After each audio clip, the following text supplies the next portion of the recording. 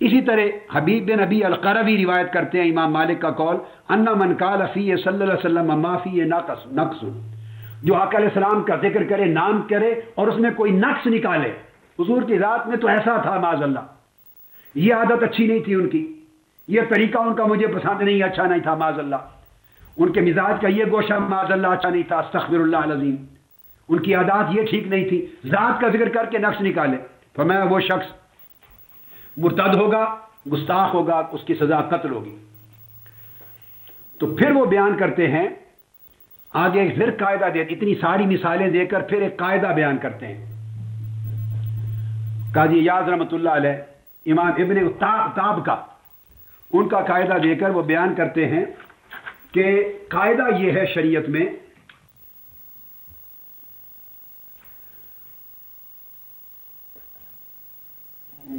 سبحان اللہ،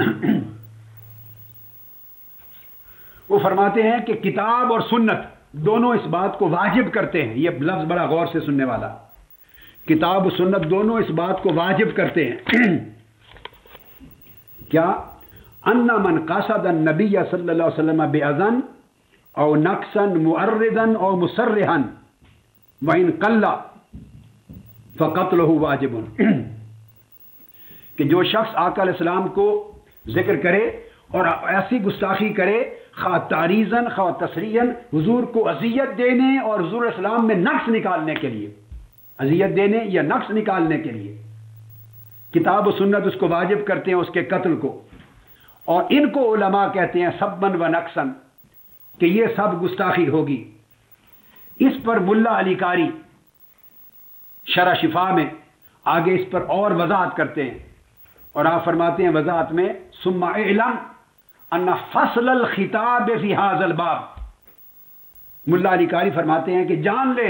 اے عالم، اے طالب، کہ اس موضوع میں فصل الخطاب، آخری فیصلہ کن بات یہ ہے، ان ھذا کلہ اذا صدر عنہ تعمدا ولو ہزلا بخلاف ما اذا جرى على لسان سهوا خطا اقران، اگر یہ سارے کلمات آقا علیہ السلام کی شان میں جان بوجھ کر تعمدن اس نے کہے،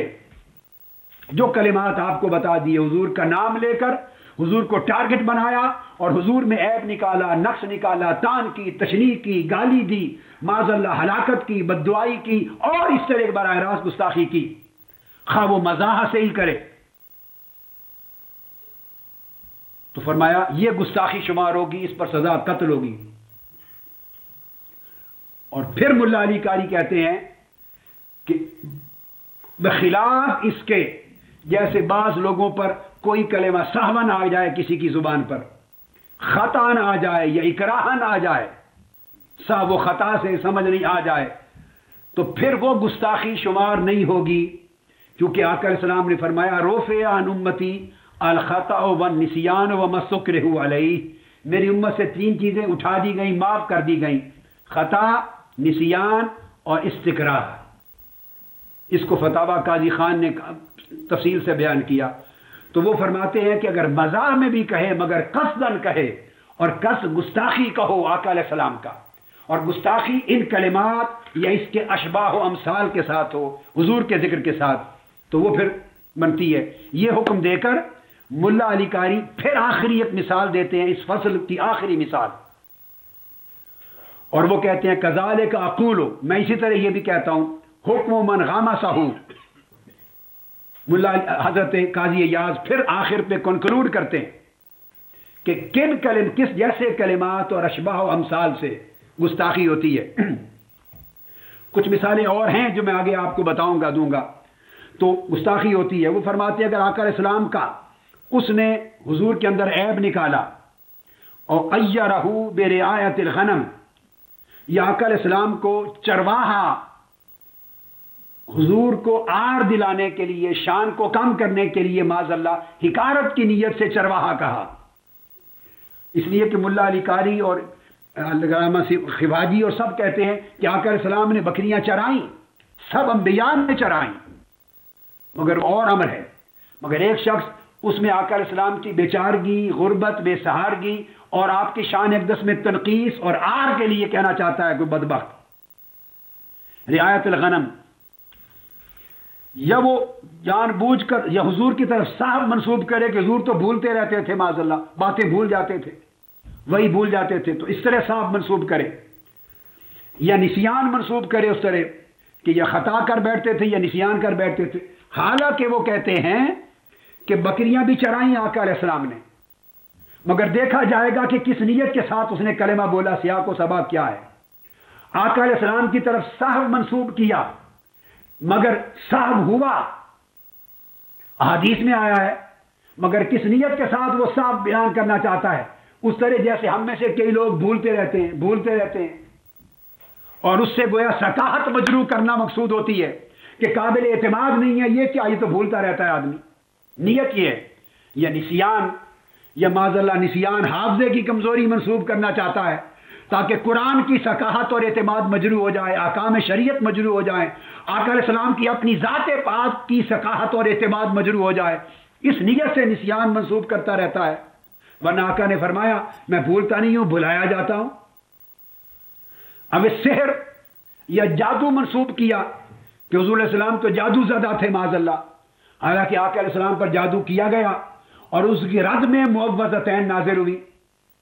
اب یہ ان تمام چیزوں کو لے آئے ہیں جو واقعات ہوئے، اس شخص نے ان واقعات کا تذکرہ کیا تو فرمایا دیکھا جائے گا کہ وہ سارے واقعات اگر آقا علیہ السلام کو اذیت دینے کے لیے، تنقیص شان کے لیے، سب و شتم کے لیے، استحقار کے لیے، استخفاف کے لیے، بل واسطہ بلا واسطہ، اشارتاً تشبیہاً تعریضاً تلویحاً تصریحاً، کسی بھی شکل میں اس کا ٹارگٹ حضور علیہ السلام کی شان اقدس، آپ کی علو مرتبت، آپ کی عظمت اور آپ کی جو شان ہے اس کو گھٹانا ہے اس بے ایمان کا اگر، تو فرمایا حالانکہ یہ سارے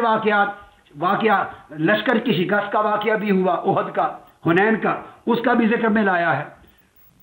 جرا بھی ہوئی، چہرہ مبارک زخمی بھی ہوا، دانت مبارک بھی ٹوٹے، تو فرماتے ہیں کہ اس طرح کے واقعات جو ہوئے اگر ان کو بھی استحقاراً بیان کرے گا، استخفافاً بیان کرے گا، تنقیصاً بیان کرے گا، عیباً اور عاراً بیان کرے گا وہ شخص حضور علیہ السلام کی، اور پھر مگر یہ کہے بالمیل الی نسائہ،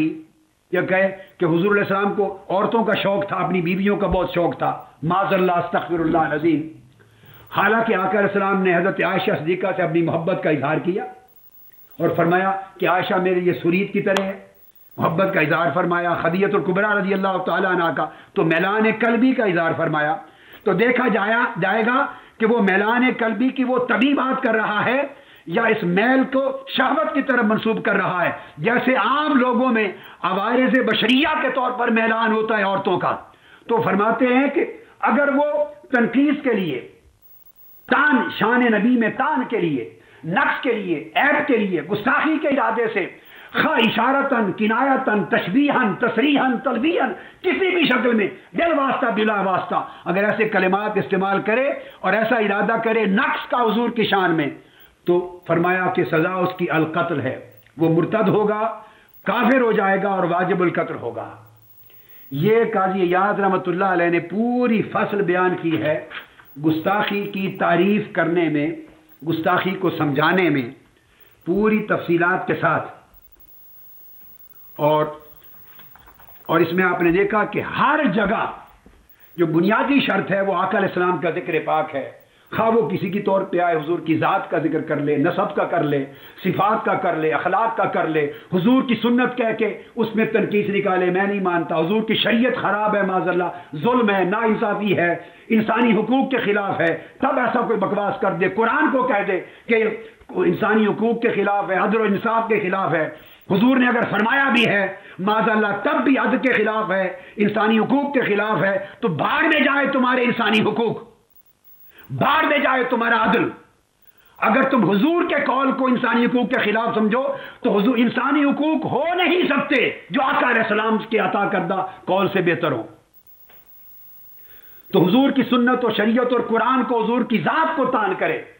حضور کی طرف منسوب کر کے جو کچھ بنائے پھر اس کے قول کو گستاخی تصور کیا جاتا ہے، اور اگر اس کے قول میں سرے سے نہ مذاکرہ کلام میں حضور کا ذکر آئے، نہ حضور کا نام لے، نہ حضور کی شریعت کا، نہ قرآن کا، نہ حدیث کا، نہ سنت کا، نہ خدا کے قانون کا، نہ حضور کی عادات و اخلاق کا تذکرہ ہی نہ کرے، بلکہ انکار کرے اس چیز سے، اور پھر اگر وہ کرتا ہے تو اس کے کلام کو دیگر معانی پر احتمال کیا جائے گا، دیگر معانی پر محمول کیا جائے گا، گستاخی پر ہرگز نہیں۔ یہ شریعت اور ائمہ میں کسی نے اجازت نہیں دی۔ اسی طرح بعض اور باریک باتیں بھی کی ہیں ائمہ نے، مثال کے طور پر مثلا آقا علیہ السلام کے بال مبارک ہیں،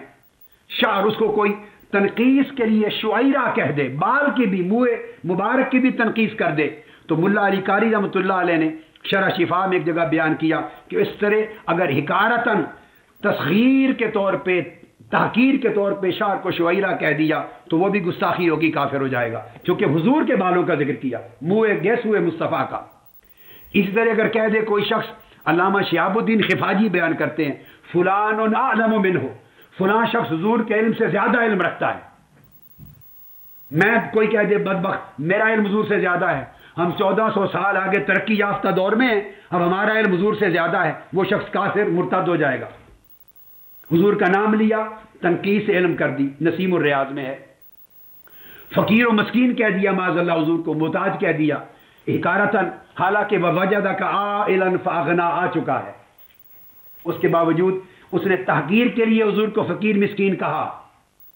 وہ گستاخ کافر ہو جائے گا، کیونکہ حضور کی تنقیص کی، کیونکہ آقا سے بڑا غنی کون ہے، فاغنا آ گیا۔ اس طرح اگر کوئی شخص کہہ دے البحر الرائق میں ہے کہ حضور ہمارے لیے کوئی نعمت نہیں ہے، حضور ہمارے لیے کوئی رحمت نہیں ہے، حضور ہماری کوئی شفاعت نہیں کریں گے، حضور کا کوئی فائدہ نہیں معاذ اللہ میں، ہمارے لیے کوئی نعمت اور رحمت نہیں ہے، ایسے کلمات بکواس کر دے، وہ کافر ہو جائے گا، کیونکہ اس نے اعظم النعم کا انکار کیا ہے۔